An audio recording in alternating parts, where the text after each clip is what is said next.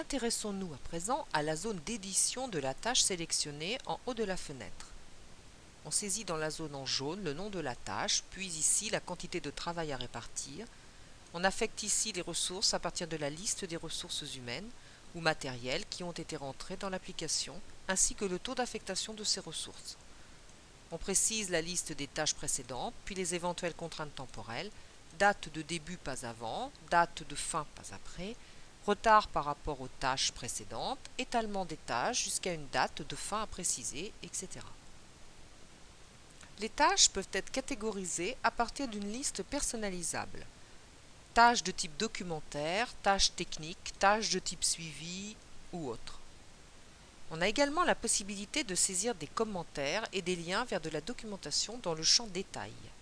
Ceci permet par exemple d'accéder à un document ou une norme à consulter pour traiter la tâche. Le document s'ouvre alors par simple clic sur le lien. On dispose donc avec l'application tout en un d'un accès à toute la documentation nécessaire au projet.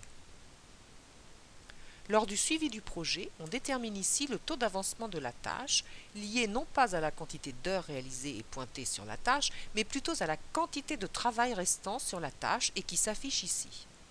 En effet, tous les chefs de projet savent bien que ce n'est pas parce que beaucoup d'heures sont tombées sur une tâche que celle-ci progressera bien. D'ailleurs, lors du suivi de projet, en cas de débordement, on saisit alors une quantité de travail en complément, pour constituer alors une quantité de travail prévue plus importante, et mettre automatiquement à jour le planning. Ce complément est daté et justifié. Il peut s'agir par exemple d'une difficulté technique sur la tâche ou d'une erreur d'estimation initiale. Plusieurs compléments peuvent ainsi être ajoutés sur une même tâche. Par la suite, une fenêtre spécifique regroupe la synthèse de tous les compléments qui ont été ajoutés au projet. Lors de la capitalisation en fin de projet, ceci permet par exemple d'expliquer pourquoi un projet prévu en 858 heures se terminera à 918. Le bouton E permet d'étaler une tâche jusqu'à une date de fin à sélectionner.